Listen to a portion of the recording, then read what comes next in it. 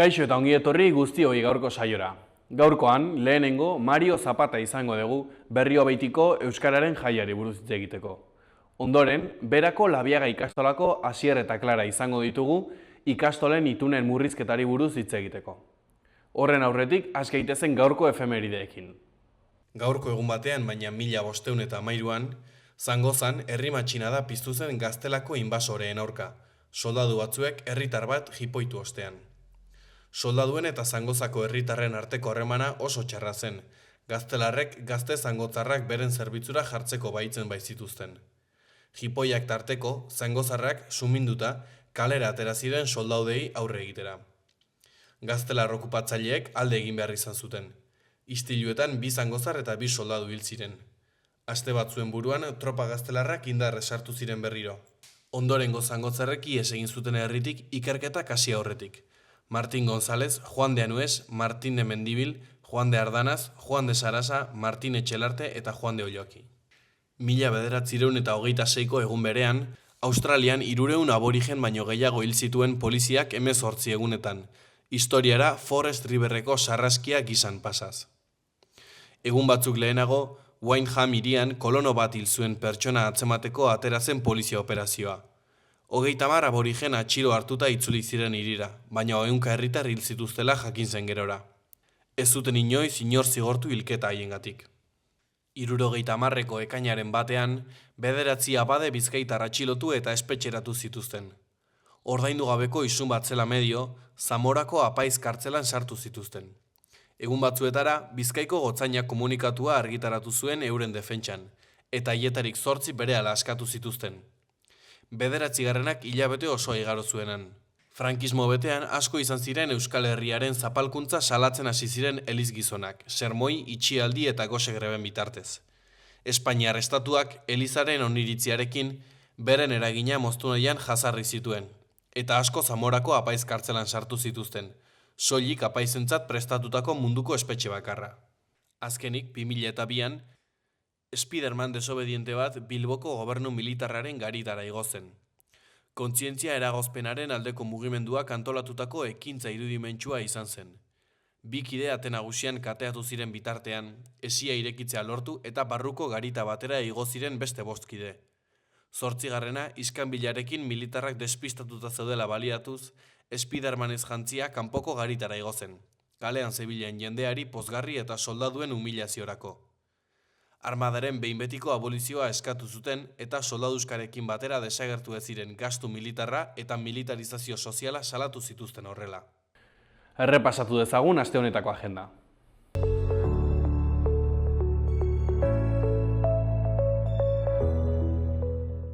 Ekainaren batean, astelena, konferentzia, Alzheimerra eta ahoko mikrobiota.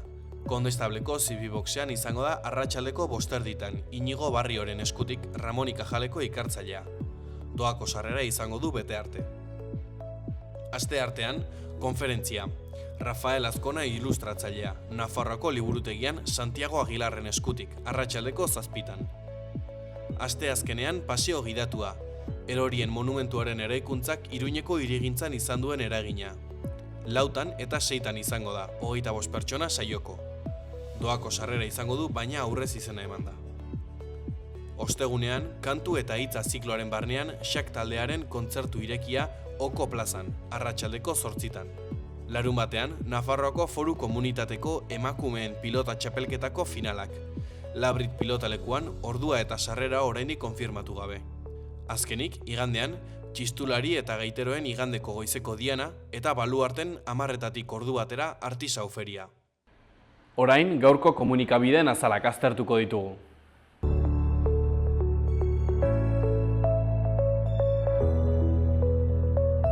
Diario de Noticias egunkarian horrela dio lerroburu nagusiak. Volkswagen Nafarroak 1000 langile aldi baterako gehitu ahal izango ditu 2027an zehar. Lehenengo puntuan, ibilgailu elektrikoen abiarazteak aste honetan hasiko denak lantegiko enplegua inoizko mailarik altuenera eramango du. Bigarrenean, lantegiak malgutasun gehigarria izango du sasoiko lanetan. Argazki nagusian, Iñaki Artola 2. sailkatu zen, Dario txapeldun eta 3. postua Unai. Honen titularrean, Dario txapela historikoa. Artola garaitu du 6:22 eta buruz buruko final bat irabazten duen lehen errioxarra da. Eskuineko berrietan, goian, Nafarroak, Barbakoak eta Lastozko erretzea debekatu ditu gaurtik aurrera. Azpian, Pedro Sánchezek honakoa dio, 2027 arte eta aurrerago. Jarraian, Barjak Osasunarekin berritu du 2028 arte. Ondoan, Sakanak bizikleta bideo osoa du orain. Beheko berrian, horiz, Valerio Rocco filosofoak eta Madrilgo Arte Ederren Eskolako zuzendariak dio. Egozentrismoa, individualismoa da gure porrotan diena. Diario de Navarra egunkarian horrela dio lerroburu nagusiak. Nafarroa 6.000 udal langileren unibertsitate tituluak finantzatzea aztertzen ari da. Eskualdeko gobernuak kostu hori bere langileei ordainduko dizkien 130 milioiei gehituko lieke. Irudi nagusian, Iñaki Artola, Dario Gomez eta Unai Laso 2026ko buruz buruko azken podiumean Navarra arenan. Honen titularrean, Dario bide azkarretik txapelduna. Errioxako gizonak Iñaki Artola blokeatuta utzi zuen 6 punturekin finale etxigarrian. Goiko eskuineko berrian, nekazaritza sektoreari emandako laguntzak eskasak dira eta 169 proiektu kanpoan uzten dituzte. Goiko berrietan, zehartzaaren erronka, gako nagusiak.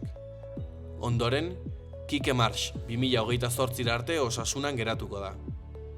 Azkenik, Jose Antonio Gurpegi eta Mundu Ordena Berria. Gara egunkarian horrela dio lerroburu nagusiak. Israelek Libanoko okupazioa areagotu du su-etena indarrean egon arren. Israelek Litani ibaiaren haratago hedatu du bere erasoa. Libanoko lurraldean 26 urte baino gehiagotan egin duen erasorik sakonenean. Argazki nagusian, Dario Gomezek buruz buruko gogoangarria koroatzen du txapelarekin. Tartean, memoria, mendialdeko tortura biktimak gogoratzen dituzte. Ondoan, energia, trantsizioa Txinako istorio bat bada zer gertatzen da Europarekin. Azkenik, eskubaloia, Rokasaren etxean galduta, bera-berak ezin du liga irabazi. Goiko eskuineko berrian, Maliko krisian erakundeen ekintzarik eza salatzen dute. Euskal Herria irratiari dagokionez, honela diote berriek. Sabino Kuadra, 78ko Sanferminak gogoan. Iruñean alde eta parlamentuan kontra agertu da PSN testu berdinaren aurrean, ulergaitza egiten zaigu. Madrilgo gobernuari 1978ko Sanferminetako gertaera larrien erantzukizuna bere gain hartzeko mozioa ezen onartu PSNren abstentzioarekin eta eskuineko alderdien kontrako botoekin. Eskuineko berrietan, goian, Baratza festa, ekainaren 13an Mendillorrin.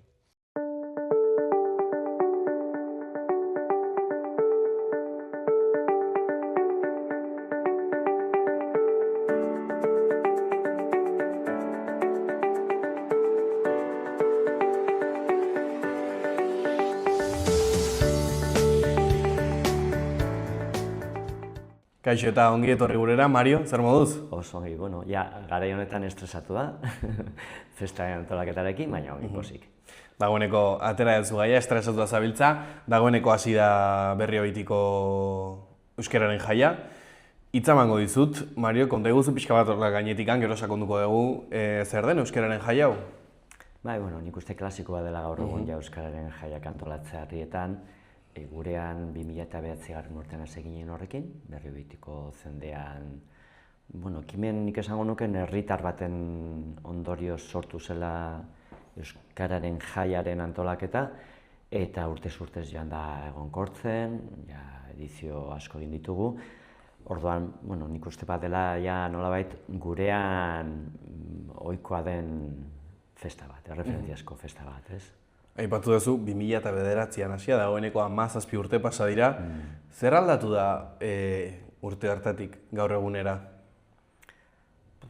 Aldatu da, batetik nik esango nuke garai horretan, bereziki lehen esan bezala, herritarren ekimenez sortu zela jaia, eta garai horretan agian festan gehiago motorra ziren agian bertako auzokideak, Eta gaur egun implikazioa jarraitzen du, badago berez garai hartan ez zegoena, ondoren edatu zen Berribitu euskaltzale horiek zirela modu voluntario batean aritzen zirenak ere osatu zuten elkarte moduko bat, sarea deitzen dena, eta Berribituko euskaltzaleen sare horrek eskaintzen du batetik babes bat, festaren antolaketari dagokionez. Baina egia dena da, garai hartan, igual pisu gehiago zeukaten herritarrek udalak baino, eta gaur egun, esango genuke, esan genezake, udalak agian badula pisu gehiago antolaketan eta hori, nesta jarraitu herritarre zenbaitekin eta hori kontatzen eta berein laguntzarekin, ez? Eta urte guzti hauetan zer ez aldatu, zer mantendu da bere horretan? Festaren hasieran planteatu zen Berribitiko zendea, Berribiti zendea, bada 10 herriz osatutako udalerri bat. Eta gainera oso izaera desberdina daukatena. Hor hemen ondoan daukagu Artika eta Artika Berri auzoa, hor kontzentratzen da zendearen biztanle gehiena. Gero ondoren badaukagu Ainzuain Berriogoiti, Berriobeiti, pixkate txikiagoa diren herriak, baina ere, badaukatela ere 500-1000 biztanleetako zera, gero baditugu hor inguruko zonaldean badaukagu 30, 40, 80 biztanleko herri txikiak. Eta hasieran planteatu zen helburu bezala jai hau joatea herriz pasatzen, modu batean lortzeko herri egiten guztietan euskaren jaia presentzia izatea eta bertan egiten zenean ere herriko jendea horretan inplikatzea eta bizitzea bereien festa bezala. 2009an ekimen hau martxan jarri zenean, zein izan zen lehenengo ideia, nondik sortu zen behar hau edo nahi hau euskararen jai bat egiteko? Nik uste azkenean badela beste Nafarroko beste herrietan eta segurazki zonalde askotan egin den ekimen bat, urtean zehar lan asko egiten da euskararen alde, baina euskararen jaietan nik uste bilatzen dena da momentu zehatz batean bisibilizatzea, herritarren parte hartzea, bisibilizatzea ere udalerrian edo leku batean zenolako atzekimendua dagoen euskararekin, eta nik uste gure kasuan gutxienez proiekzio hori eman zitzaiola festa honi, hain zuzen ere, hor dagoelako batetik errealitate bat, euskaldunak, gero dago jende asko euskalduna izan ezarren euskaltzale dela, eta haietako asko batzutan, kasu izan honetan ere, gertatu zen, ekimen honen bultzatzaileetako asko, etzin euskaldunak, baina bazin euskaltzaleak, ez? Orduan bada modu bat nik uste euskaldunak diren pertsonalitatik harago bilatzen den ekimen bat, bilatzen duelako azken finean sensibilizazio bat, bilatzen duela adierazpen bat, hori euskaltzaltasun horren adierazpena. Eta zergatik da garrantzitsua herrietara zabaltzea jai hau eta kalera ateratzea?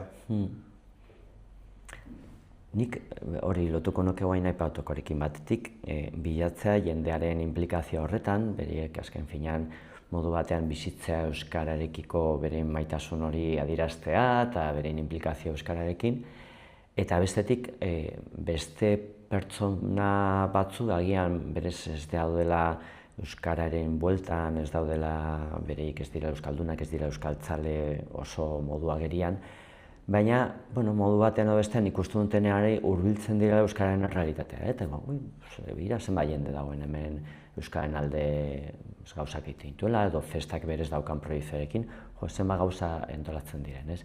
Eta alde horretan nik, azpimarratuko alderdi puzteo bezala, entitate publikoek antolatzen eta bultzatzen dituzten festa hauen bidez, modu batean ere, azken finean ere, entitate horiek adierazten dute euskararekiko sentsibilizazioa, respetua, eta hainbatean ere implikazio publikoa ere. Aurten kuskusiatzen ibili naiz eta programa nahiko zabala eskaini duzu, ez da asteburu bateko programa bat, atzo hasi zen, maiatzaren 31ean, eta okerrez banago egunero edo ia egunero daukazue zerbait. Baduzue musika, dantzak, herri kirolak... Bai, bueno, aurten berez Euskararen eguna elementu zentrala izaten jarraitzen du, eta gero horretaz gain bi jarduera antolatu ditugu. Egia da lehen gehiago antolatzen dituela, baina askotan gertatzen dela nik uste garai honetan jendea dagoela ja pixkat saturatuta badituelako gauza asko, bai jaiak, bai azterketak, bai porren giro eta hori. Eta garai baten astean zehar gauza gehiago antolatzen gintuen, baina joan ginen ohartzen azkenean horren beste gauza antolatzea bazela momentu batean baita jendarentzat karga bat zen.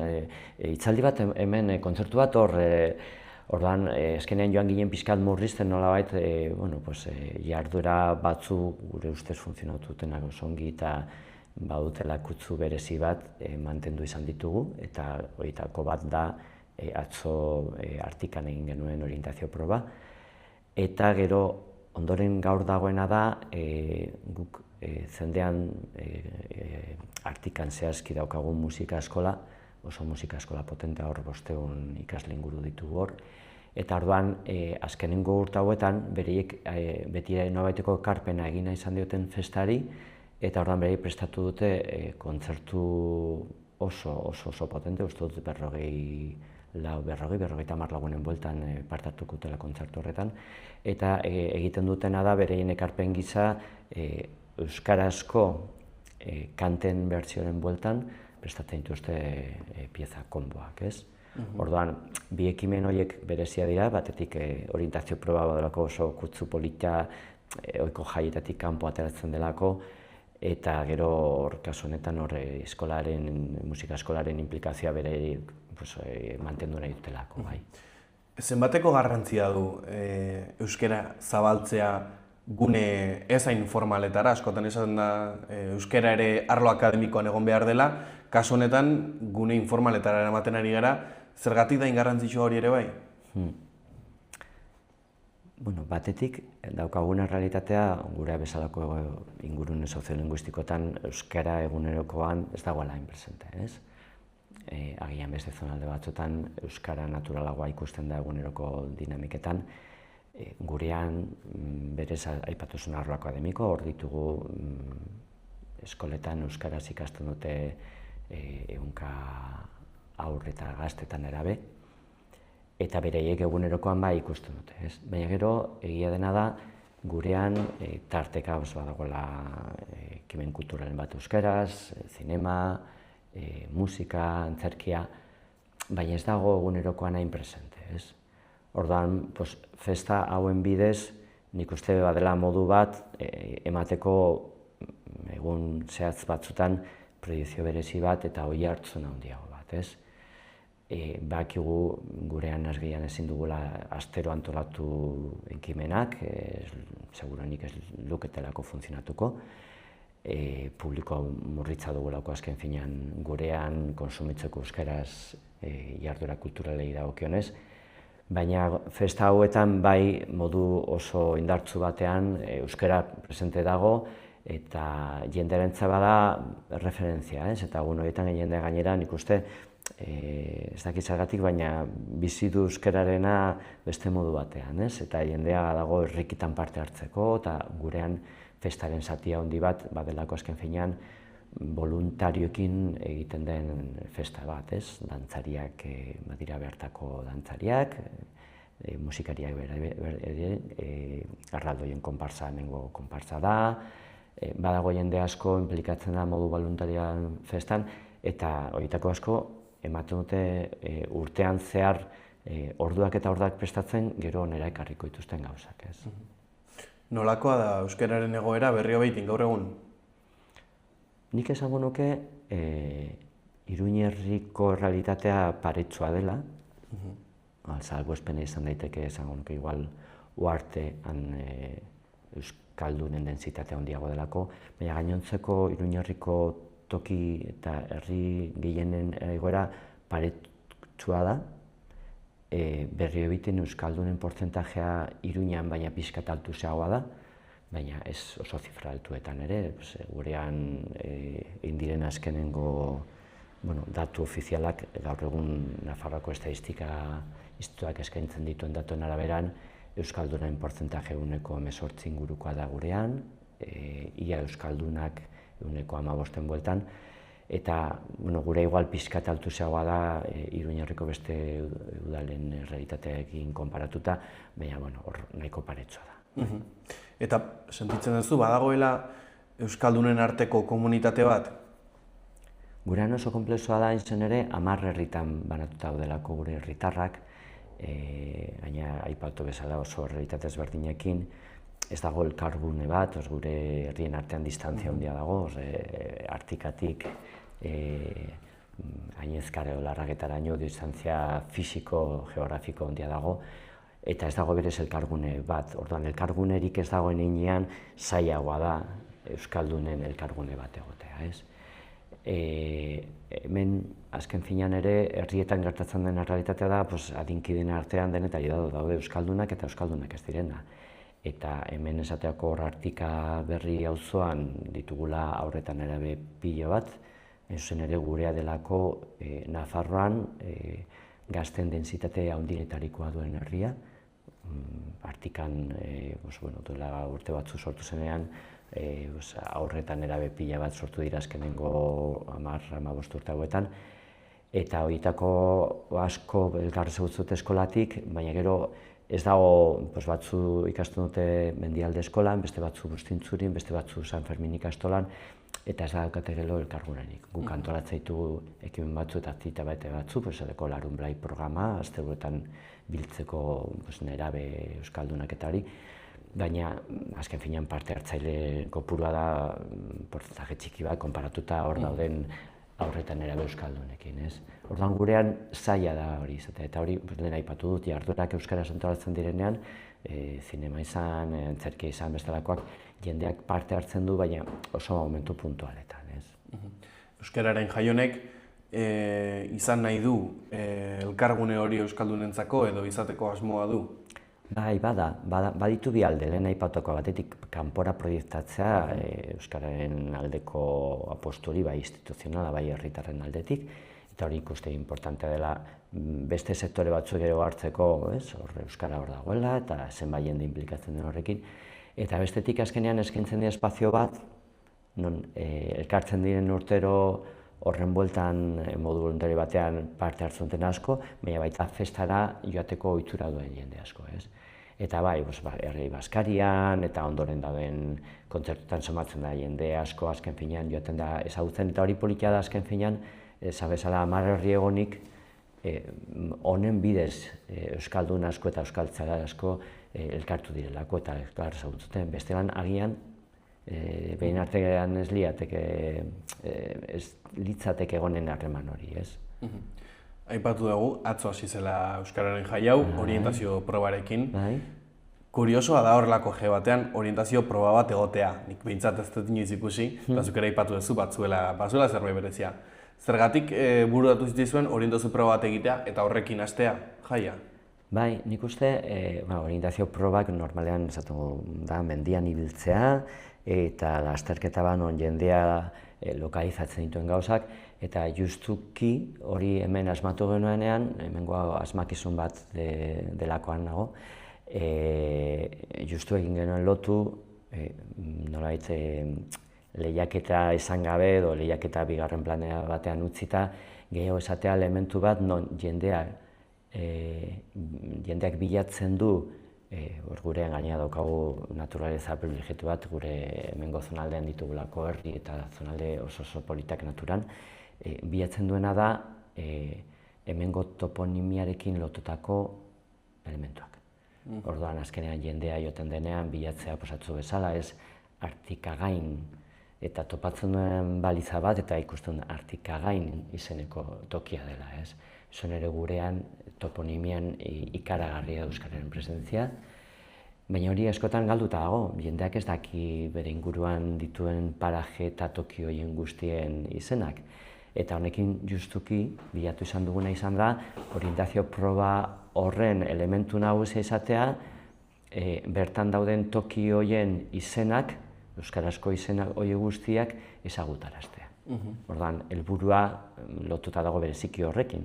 Ez da horren beste lehiaketa, bai lehiaketa da, eta hortaldek aritzen dira, atzo eman genion saria olako Nafarroko ligazta puska bat irabazen taldeari. Baina politia izan zena, horre aritu ziren 30 lagun baina gehiago mendian zehar bilatzen gauzak eta azkenean topatzen zuten zen euskara.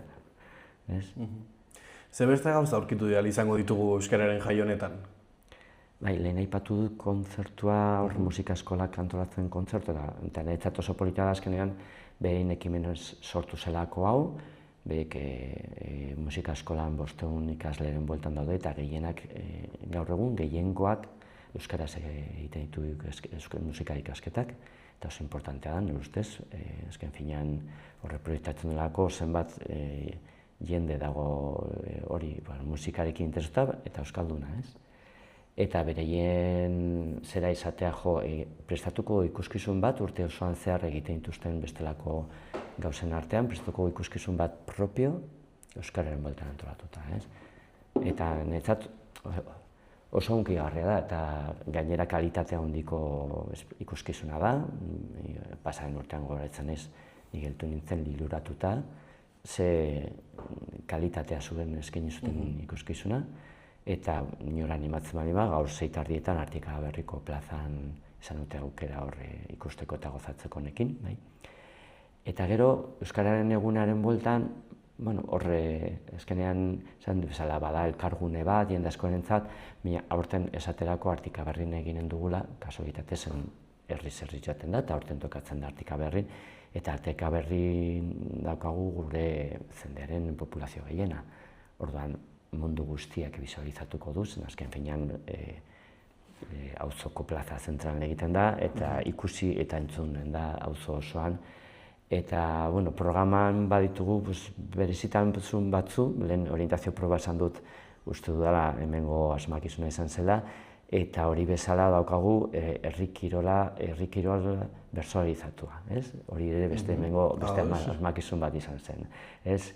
Ikusten genuen, hemen dagoen euskaldunen profilagatik agian jendeak oro har ez duela konektatzen gehiegi bertsolaritzarekin, inoiz antolatu izango duenean zerbait, ikusten genuen ez zeukala publiko askorik, baina egin genuen, kontrakoa justu ez da herri kirola popularra egiten dugu, horre kuadrilen arteko lehiaketa eta hori, baina justuki egin genuena izan zen, kronista edo kronika egiten duena izatea bertsolari bat bere bertsokin, ez? Orduan, nolabaiteko presentzia ematea bertsolaritzari, modu popular horretan eta modu ere informal horretan, ez? Agian jende asko ez litzateke joanen bertso saio formal batera, baina kasu honetan indugula da hor txertatu bertsolaritza. Eta nik uste gainera, bertsolaritza bere jatorrian bazuela oso kutsu popularra, oso, ez? Eskotan bertsafariak eta kutsu retzatzen horretan hori oso kalekoa, ez?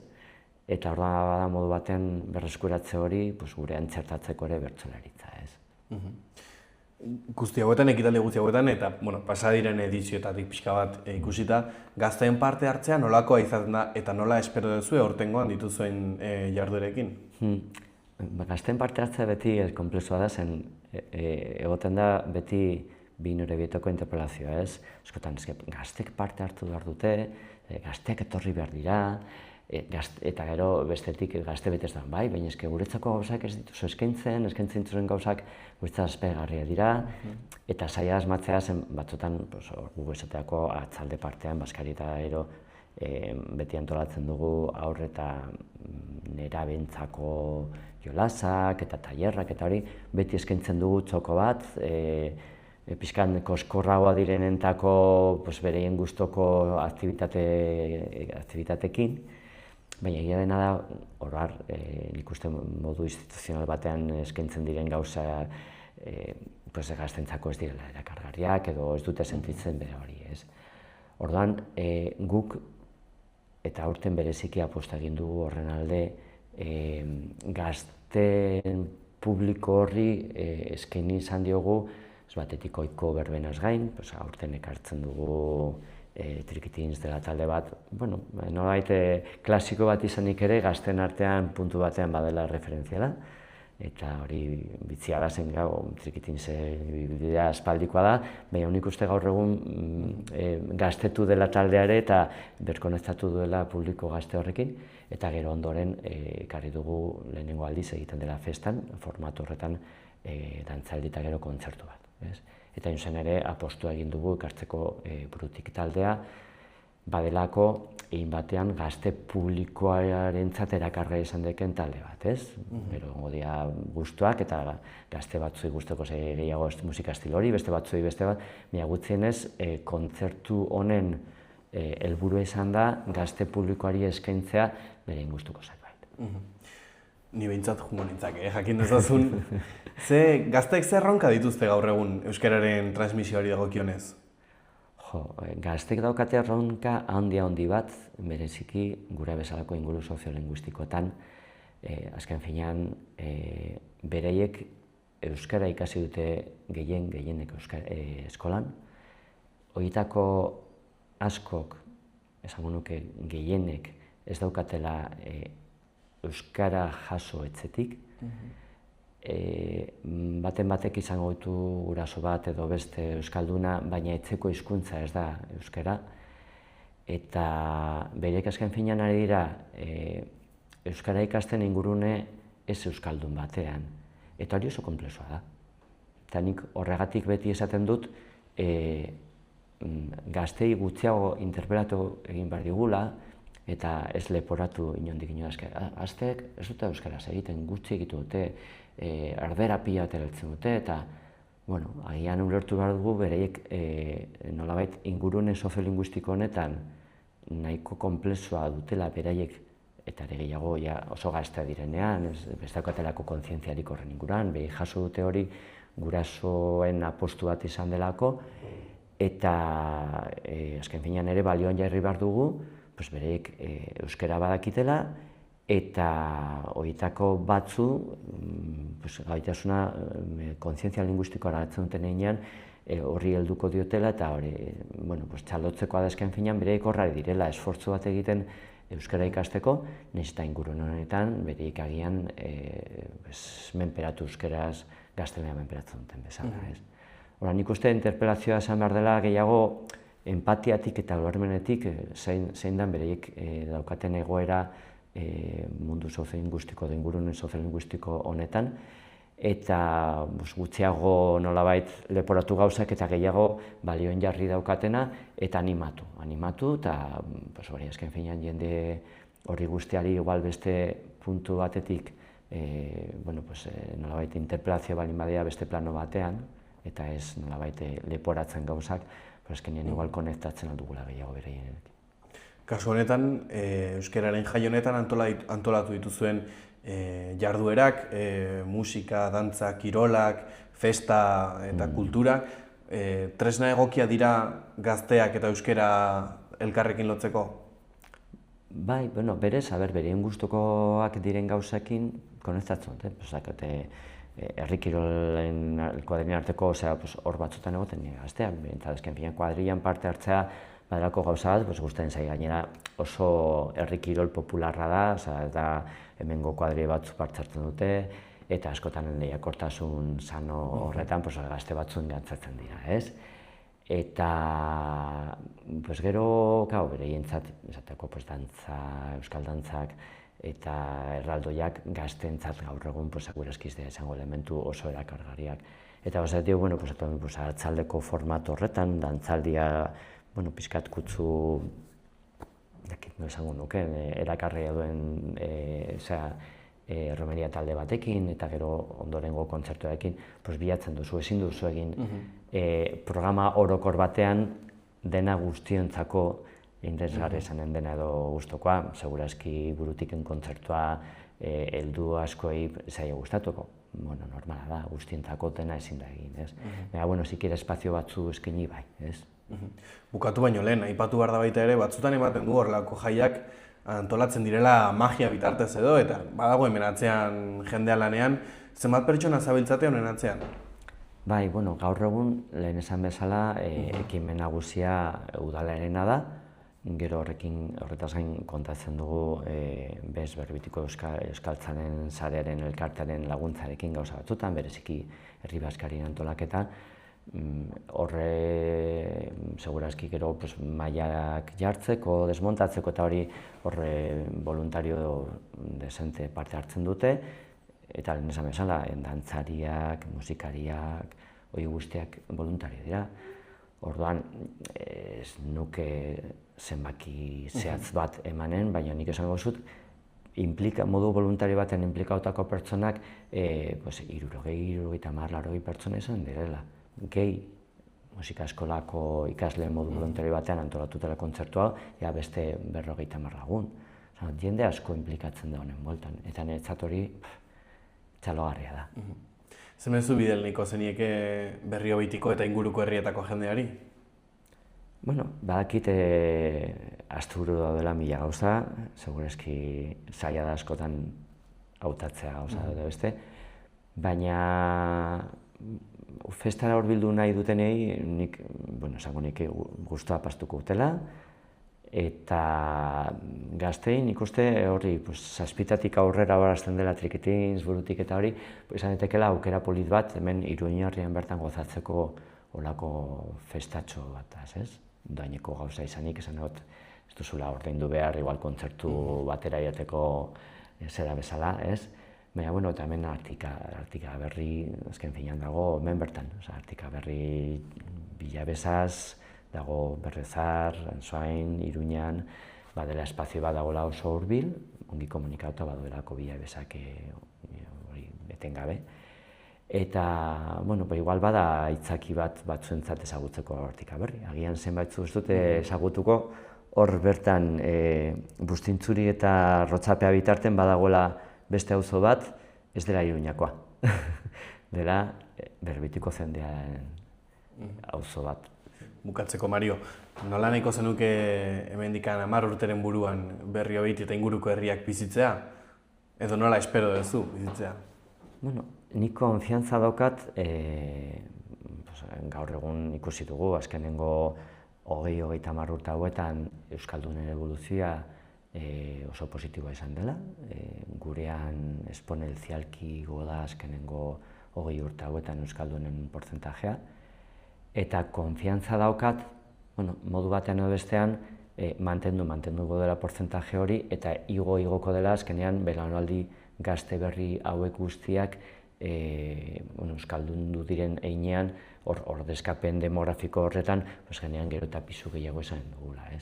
Orduan, batetik hori, euskaldunen densitatean igoko dela, nik pentsatzen dut baietz, hori errealitate banen dela, baina gero pentsatu nahi dut, edo nik amestuko nuke euskararekiko jarrerare positiboago esatea beste sektoretan. Ezken finean hor badago sektore bat euskalduna, beste batzu euskaldunak izan gabe euskaltzaleak, baina nahiko nuke beste sektore batzu ez direla gaur egun euskararen mundutik hurbil ez direla bizi,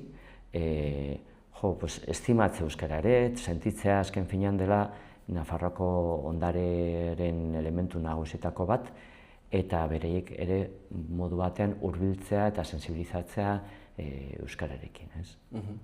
Mil esker gure etortzeatik, Mario. Ez dakit bukatu baino lehen beste zerbait aipatu nahiko zenukeen. Ez, eskerrak eman zuaizen, eskaintzen diguzuen leiho honek aukera ematen digu jendeak ezagutzeko gure festa eta gonbidatzeko jendea horretarako. Mil esker zuei ere egiten duzuen lanagatik noski, eta hurrengora arte. Hurrengora arte bai, mil esker. Ireki zeure negozioa martxan dagoen baten abantailekin. Negozio bat ireki nahi duten pertsonak eta bere esku aldatu nahi dutenak elkartzen ditugu. Laboral Kutxa.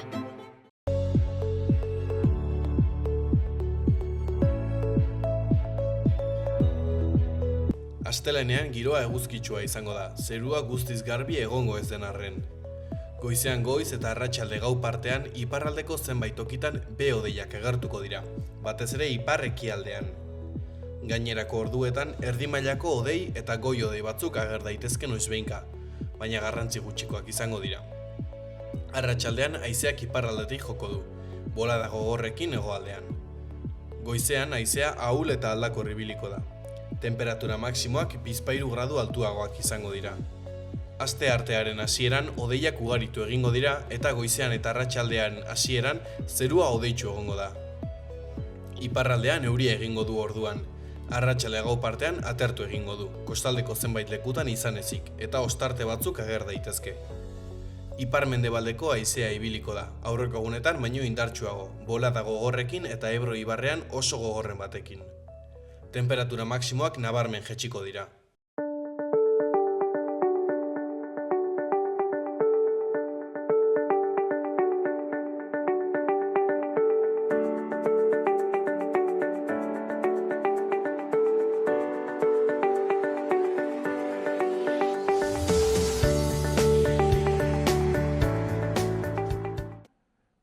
Kaixo eta ongi etorri gurera, Asier eta Clara, zer moduz? Egunon. Egunon, ongi. Ongi etorri bioi, lehenik eta behin. Gaurkoan, dagoeneko nahiko gai entzuna den inguruan hitz egitera gatoz, ikastolekin ikusten dagoeneko denok dakigula zer gertatu den, baina bada ezpada, norbait baldin bada norbait despistatuta, hitz emango dizuet testu inguruan jartzeko gertatzen ari dena. Zer da gertatu dena?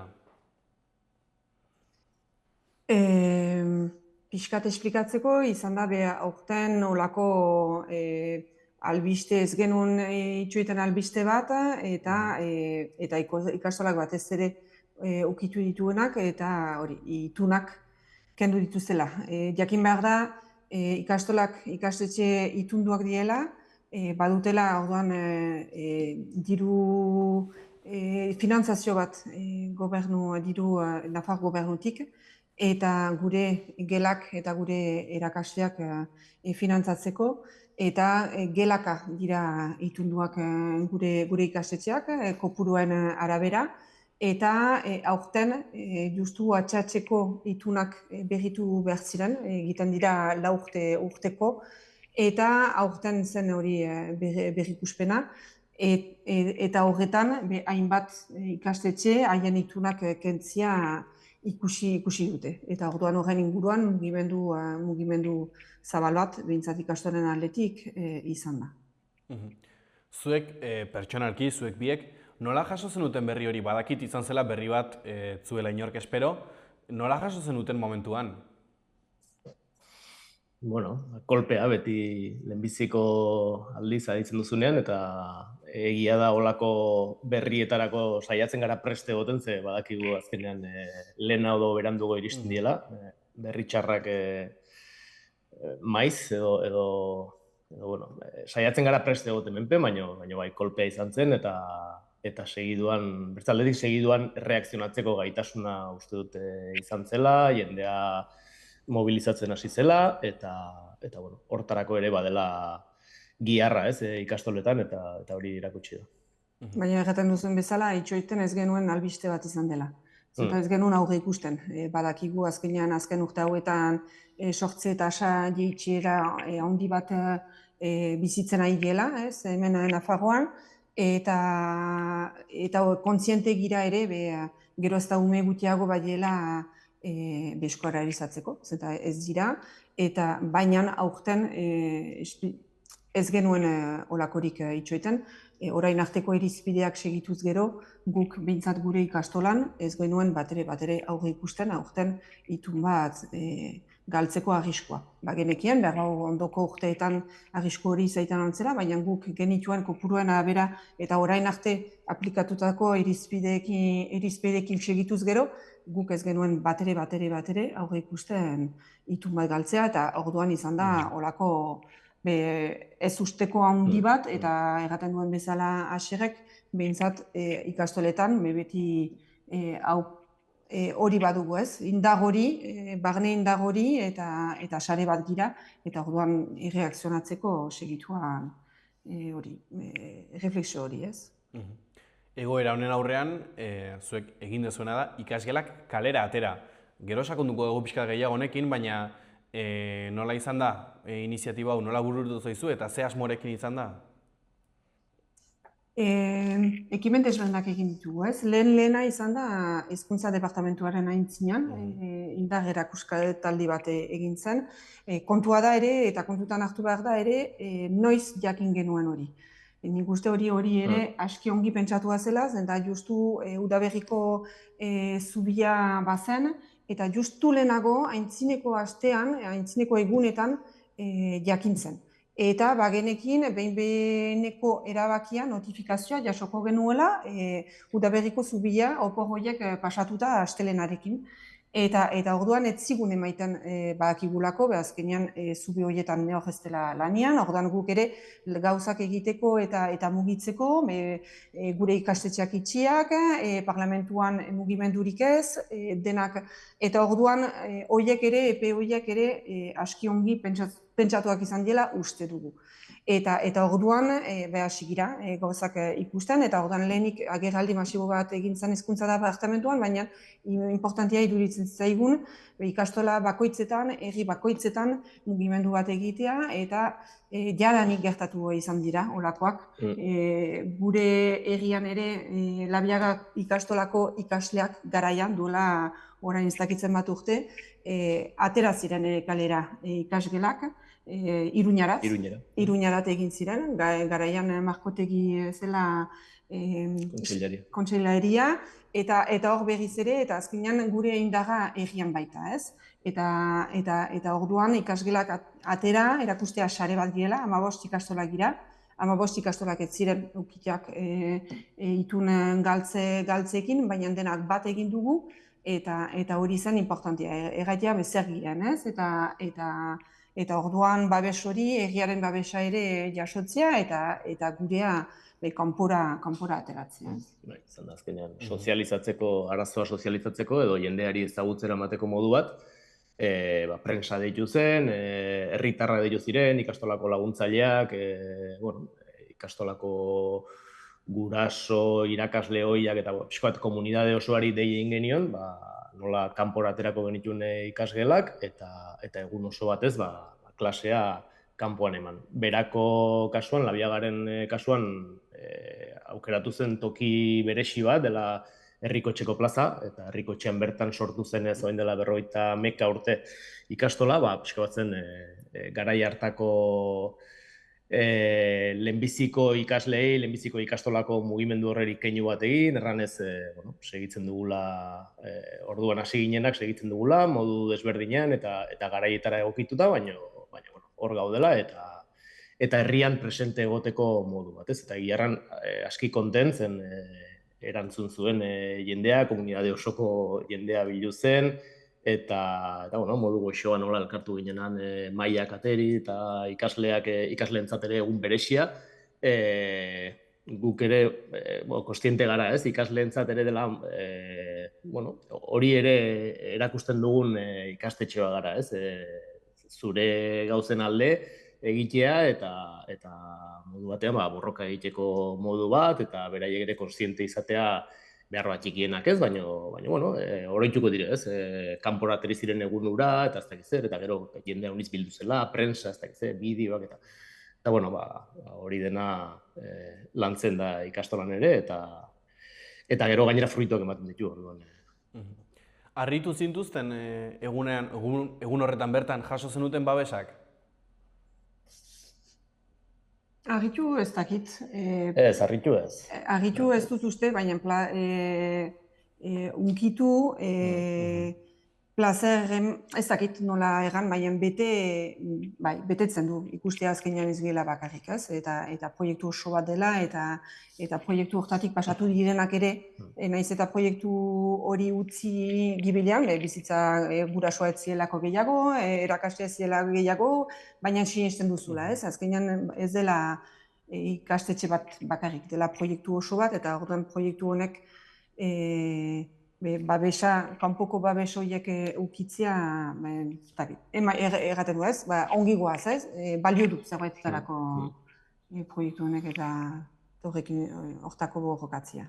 Eta gero belaunaldien arteko kate hori ez mozteko ere, ez, hurbildu ziren horitzen naiz irakasleak, nire irakasleak izan dut zirena garaian, hor zeuden eta ziren beraien garaiko gauza kontatzen eta bueno, batetik interesgarria da, aberasgarria da, baina hunkigarria ere bai, ez? Nola haiek oroitzen zituzten beren garaiak eta ikusten duzu gaur egun ere batzuetan tokatzen dela, ez? Hori kanporateri eta aldarrikapenak eta bueno, zor zaizkidun gauzak eskatu eta borroka egitea. Momentu honetan, zein da egoera? Badakit hezkuntza departamentuak erabaki hartu zuenetik gauza batzuk atzera bota zituela, imaginatzen dut elkarrizketen saiakerak ere egon direla, zein da momentu honetan egoera? Orduan, momentu honetan, ongi ulertu bain badugu dena, hori konplikatua baita, bai, hori ikusi da, egia da ere politikoki aztar nahinitz utzi dituela, eta hori izan dela, indar desberdinen arteko borroka bat, eta orduan foru lege berri bat onartu zen, eta ekarpen batzuekin eta ulertu dugunez da, behintzat helduten urterako mantentzen direla ikastetxe itunduetan, hori ziren itunak. Eta aplikatuko diela ratioak ere. Jakin behar da, azkenean, ratioak dira ikasle kopuruak gelaka. Orain arte, duela gutxi arte, itunduetan eta ikastetxe publikoetan ratioak ikasle kopuruak berdinak ziren, maksimoak, eta aldatu dituzte.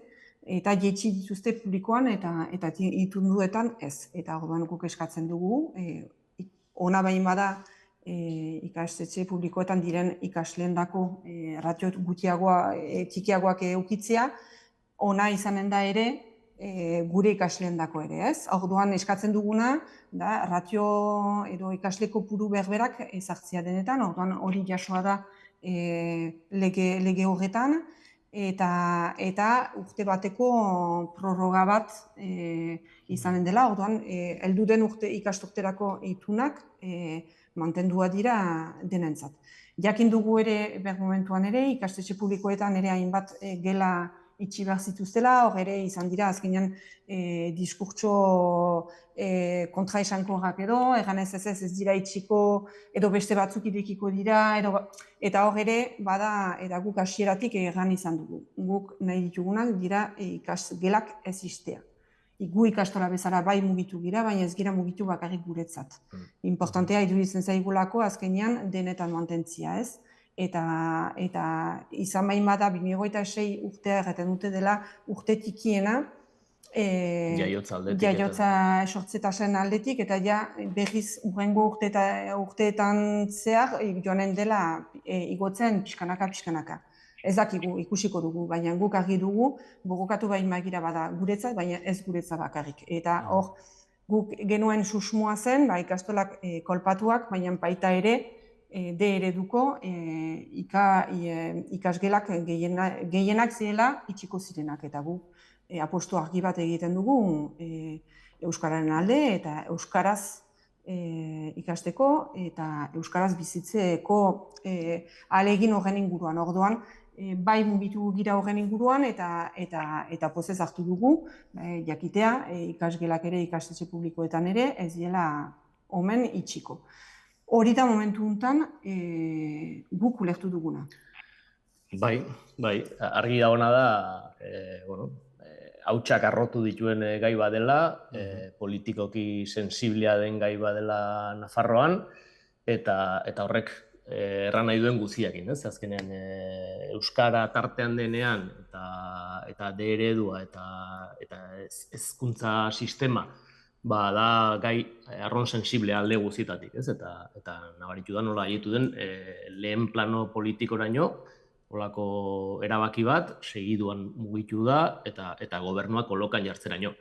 Horrek erran nahi du ze pisua duen eta ze garrantzia duen, ez? Nafarroa bezalako gizarte batean hezkuntzak, de ereduak, euskarak eta nik erran enuke ikastolen mugimenduak ere baduela zer erran handia hor eta bai historikoki, baina bai gaur den egunean ere. Eta hori azpimarratuko nuke bentsat.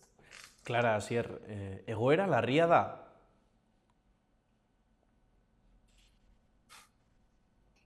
Bai, nik uste eta gehiago ikusten dugularik hainbeste urteta gero posible dela hola bat-batean holako kolpeak jasotzia. Uste dugularik edo komentatzen delarik ja normalizazio bat, euskara ari dela, eta ikusten dugularik egun batetik bestera holako kolpe bat emaiteko eta uste dugulako intentzionala dela, ez dela erabaki tekniko bat. Uste dugu hor erabaki politiko bat izan dela, zenta orain arte erabilitako irizpideak erabili bain bat ziren, gure kasuan bintzat, ez genuen ituna galduko. Eta 4 urtetako izan genuen ituna berritua. Orduan hor bada nunbaiten erabaki politiko bat eta eraso zuzen bat ikastolei, baina euskarari. Eta orduan nik uste horren aintzinen bai egoera larria dela.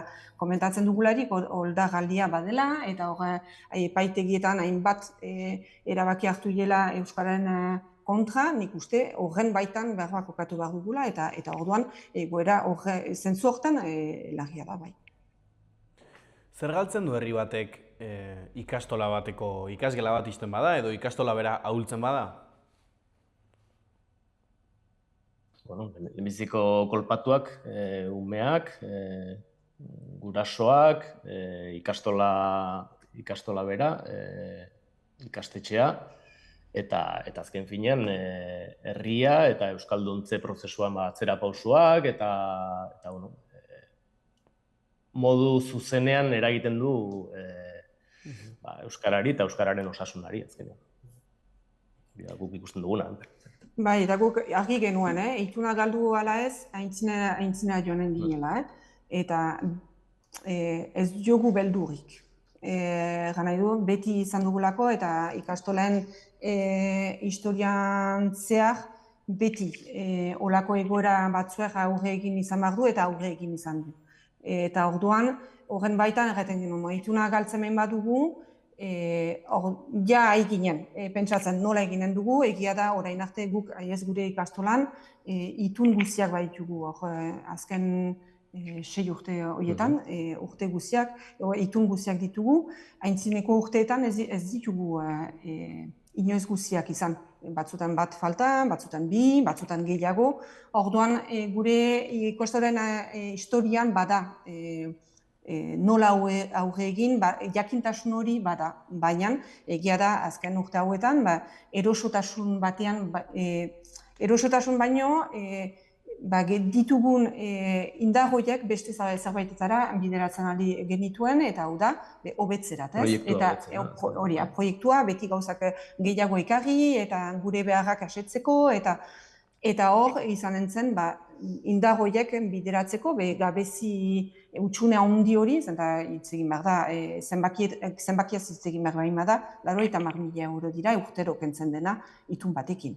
Hori ordezkatu behar bain mozu, edo ordezkatu baino ajusteak egin behar bain maituzu, baina diru hori ez da egun batetik bestera 90.000 euro ez dituzula gehiago behar.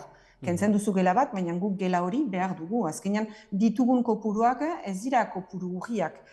Momenturen batean komentatu zen, kontseilariek egaten zuen. Bai, ez ditugu mantenduko gelak demandarik ez dutenak. Ez dira gelak demandarik ez dutenak izan, badira umeak. Eta ume horiek ez ditugu guk 26 umeen atxatzeko geletan 2 gelak batuta, batzuk ditugu handiak, behar berizitako umeak gerozta gehiago, eta orduan behar horiei guk ez dugu ikusten, 19, 20, 21, 22 ikasleko gelak egitea atxatzen, 3 eta 4 urteko umeak bilduz, eta orduan guk gure ikasleen hobe beharrez aigira, eta orduan diru hori hortarat bideatu behar dugu, baina bila pentsatu genuen nola egin, eta badakigu errekurtso horiek baditugula, ez? Orduan, horren aintzinen, beti hori, prest, baina bai, suposatuko zuen, guretzat, esfortzu oino indar gehiago egitea eta indargitea. Baina, beti prest. Aipatu duzue, hau ez dela erabaki tekniko bat, baizik eta politikoa. Zein esango zenukete dela erabaki honen intentzionalidad, zeintzuk ditu helburu? Beharroa goizegi da hori jakiteko ere, gauzak gertatzen ari dire, mugimendua handia dago, ez dakit xuxen erantzuten ere, ez da errex. Bai, komplikatua behar. Berandago galdezuko dizuet orduan. Behar, bai. Segurazki denborak erranen du, Esan? Ez, denborak ere erranen du, eta jarriko du bakotxa bere tokian, eta ikusiko da, ez dakit, kontseilari, orain buru egiten duen kontseilari horrek, non bukatzen duen, edo ze harreman dituen bertze taldeekin, bere taldekoekin, indar korrelazio hori nola den, eta normalean denborak erraiten du, ez? Orain dela 10 urteko egoerak errexago ulertzen ditugu orain momentukoak baino. Zuk erran duzun bezala ere, badire maila unista, maila politikoan, juridikoan gauza batzuk kostatzen dena ulertzea, barneratzea, eta normalean gero jakinen. Ze momentutan dago euskarazko hezkuntza Nafarroan gaur egun?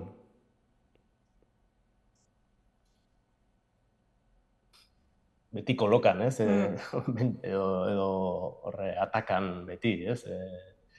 Ez dago bat ere bermatua, eta ikusten da, badirela herri batzuetan badago eskaria, D ereduko lerroak irekitzeko, eta beti trabak, eta ez da errestasunik ematen, ez? Eta Klarak lehen aipatu duen bezala, suposatzen da, orain, modu batean, korronte alde, eta dena modu, demokratiko batean egiteko hitzak behintzat horiek dire, baina gero ekintzak ez dire izaten. Eta horrek batzutan baieztatzen digu gure ikastolen funtsean dagoen erabaki bat da guk gure kabuz proiektu herrikoi bezala eta Euskal Herri osoko proiektu bezala horren alde egintzen apostu, gobernuan dagoen haizearen arabera ez ibiltzeko. Eta orain ere, ikusten dugu, batzutan haizeak nola jotzen duen, eta horrek berresten gaitu pixkoa gure apostuan ere, erranez kasu, hemen aldatzen aldire gauzak, eta erabaki politiko batek zapuzten aldu egindako lan guzia, eta hortan gaude. Eta Nafarroan zonifikazioak nuski ez duela laguntzen, hori bada zerbait utzi beharko zena gibilian, baina hor segitzen duena, eta zonifikazioa ezin da ulertu, gaur egun nola hori mantentzen da, baina gu Nafarroko iparraldean izan da ere, ikusten da ez dela bermatua edo behintzat ere hemen garatzeko eta adinarekin ere handitzearekin eta bai lanbide heziketan ez dakitze hemen zikloak irekitzeko, aski komedia hemen euronezen izan da lanbide heziketako eskolarekin ere zenolako borrokak eraman izan behar diren, hemen ziurtatzeko zerbait, baina eta ea zer bermatzen duen honek ere, ez? Orduan nik uste, badala aintzinean eta ez da ezer irabazia. Bukatzeko, denbora gabe geltzen ari gerala, pare bat galdera botako izkizuet.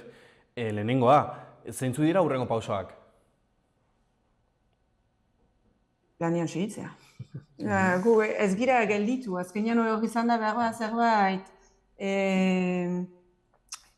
Bai, eman diguna izan da kohesio bat, eta komentatzen dugun bezala, Asierrek erraten duen bezala, Euskal Herri osoko sare bat gira, Nafarroan 15 ikastora gira, hor berriz izan da, honek permititu digu berriz erakustea, ez? Eta gure baitan ere ikustea, 8 ikastola ginen ukituak, beste 7 haiek lasai segitzen alzuten, baina hori izan dira, mobilizatu dira ere, lortu dute, kiston haiek ere babesa biltzen eta ematen, Eta orduan izan da, nik uste, gure indarrak momentu batean desbideratu ditu, hortarat, baina hor genituen, ez? Orduan, segitzea gure proiektuarekin, oino behar indartsuago, eta indar gehiagorekin, nik uste erakusteko, ze behar baden eta ze balio duten ikastolek.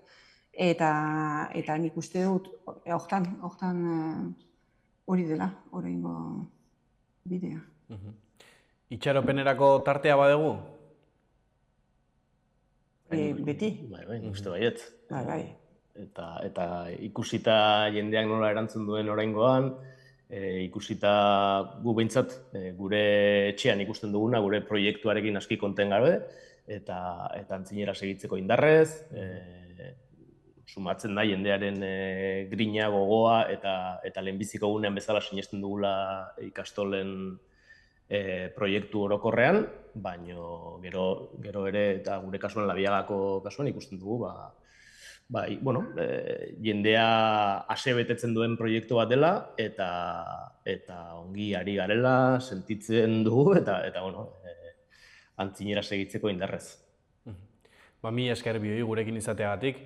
Ezakit bukatu baino lehen, beste zerbait esan nahiko zenuketen? Eskerrak eman, eta bidean ikusiko dula elkar. Plazerra zuek hemen izatea, animo lan guztiarekin, eta berdin, ikusiko gera. Ireki zeure negozioa martxan dagoen baten abantailekin. Negozio bat ireki nahi duten pertsonak eta bere eskua aldatu nahi dutenak elkartzen ditugu. Laboral Kutxa. Hau izan da gaurko saioa. Mila esker gurekin egoteagatik eta bihar arte.